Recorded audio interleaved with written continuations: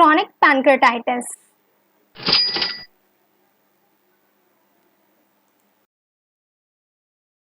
Chronic pancreatitis is a long-term inflammatory disease of the pancreas. It is resembled by irreversible morphological changes that causes a permanent decrease in function. Changes such as atrophy and fibrosis of the pancreas, as you can see here in the in the picture.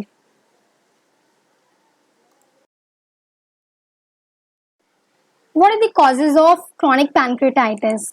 Drinking alcohol, smoking, hypercalcemia, hyperparathyroidism, hyperlipidemia, chronic renal failure, certain medications and toxins, cystic fibrosis. And cystic fibrosis is the main cause of CP in children. Autoimmune causes. Chronic pancreatitis is associated with Sjogren's syndrome. It is a disorder of immune system. And CP is also associated with inflammatory diseases of the colon. Now let's see what is the role of cystic fibrosis in causing CP, that is chronic pancreatitis. Cystic fibrosis is caused by a change or mutation in gene called CFTR, cystic fibrosis transmembrane conductance regulator. This gene controls the flow of salt and fluids in and out of your cells. If the CFTR gene doesn't work the way it should, a sticky mucus builds up in your body, leading to obstruction of ducts. Pathophysiology or pathogenesis of chronic pancreatitis. Recurrent and persistent inflammation of pancreas result in chronic pancreatitis. Each time, inflammation can cause ductal dilation and damage to pancreatic tissue. As part of subsequent healing process, stellate cells lay down fibrotic tissue, narrowing the ducts causing stenosis, as well as acinar atrophy. By now, healthy tissue of pancreas is replaced by misshaped ducts, fibrotic tissue, acinar atrophy, and these changes are irreversible. Of great importance is the development of dystrophic and atrophic changes in the mucous membrane of the duodenum. As a result, the number of S cells producing secretin as well as I cells secreting cholecystokinin is reduced. As I told on the previous page, there occurs dystrophic changes in the duodenum which causes a reduction of S cells resulting in deficiency of secretin. So here I have drawn a flow chart from deficiency of secretin till blocking of ducts. Let's take a look. As a result of deficiency of secretin, there occurs thickening of enzymes and increase in protein concentration in it. An increase in protein concentration increases viscosity and decreases the rate of outflow of pancreatic secretion. This leads to precipitation of protein with the formation of protein plugs, which partially or completely cause blockage of various secretions of pancreatic duct. Here is a picture showing acinar atrophy, thickening of enzymes and blocking of ducts.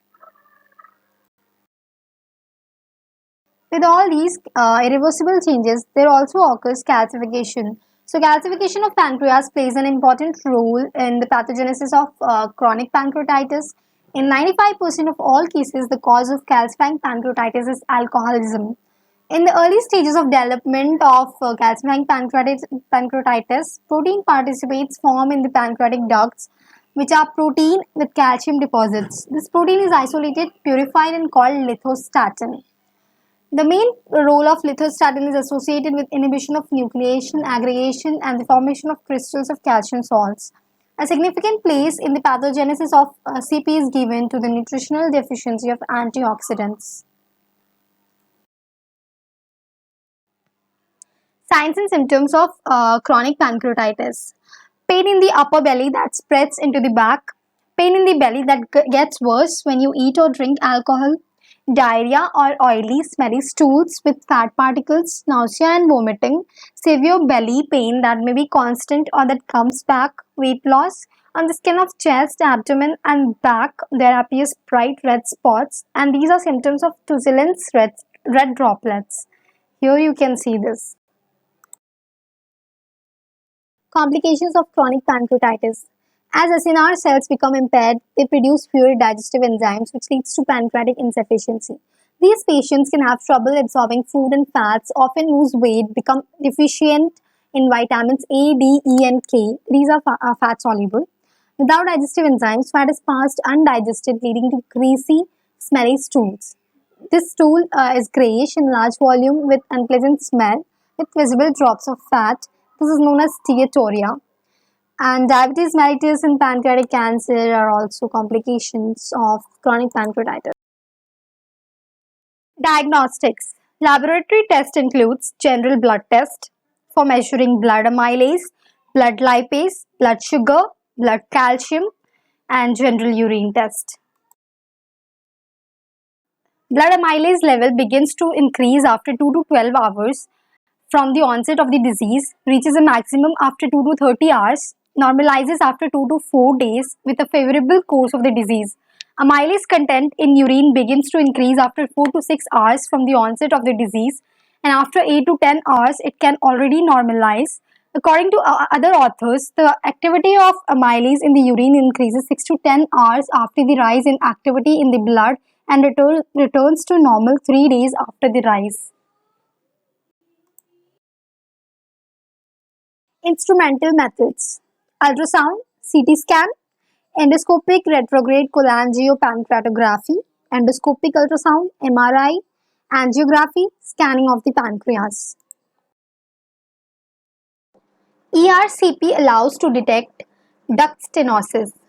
Based on the results of the study, the following states are diagnosed: probable CP, 1 to 2 small ducts changed; light CP, altered more than 3 small ducts; moderate CP, damage to the main duct and branches; pronounced CP, change in the main duct and branches, and obstruction of the duct. Treatment. Goals for the treatment of chronic pancreatitis. First, provide functional rest to the pancreas. Second, stop the pain. Third, compensate for exocrine pancreatic function. Non-drug treatment.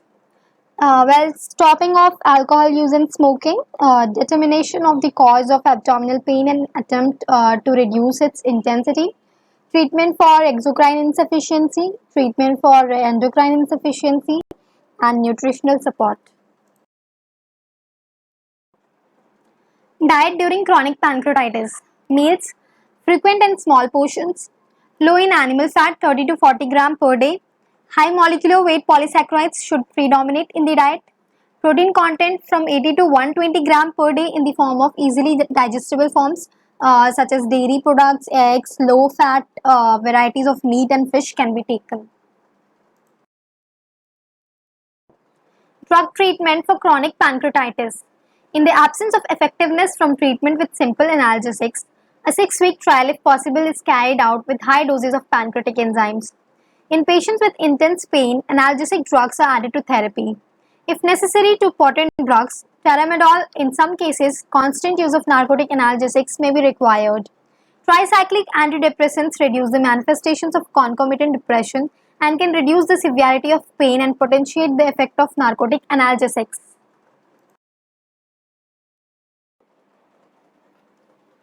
Steatorrhea treatment. Light steatorrhea, an adequate diet. Steatorrhea in case of loss with feces of more than 15 gram of fat per day requires the appointment of enzymes.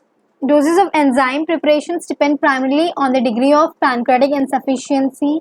Enzyme preparations for CP with exocrine insufficiency are prescribed for life. Prevention. This increased risk is heavily dependent upon the duration of chronic pancreatitis and environmental exposure to alcohol and smoking. One recent study suggested that individuals with chronic pancreatitis for more than 25 years had a higher rate of pancreatic cancer when compared to individuals in the general population. This increased rate appears to be due to the prolonged chronic pancreatitis rather than having a gene mutation. Prevention of exacerbation of chronic pancreatitis includes frequent fractional nutrition, reduce calorie intake, limit fat, prevent weight gain, avoid feast, alcohol and overeating, ask a doctor before taking medications. Thank you.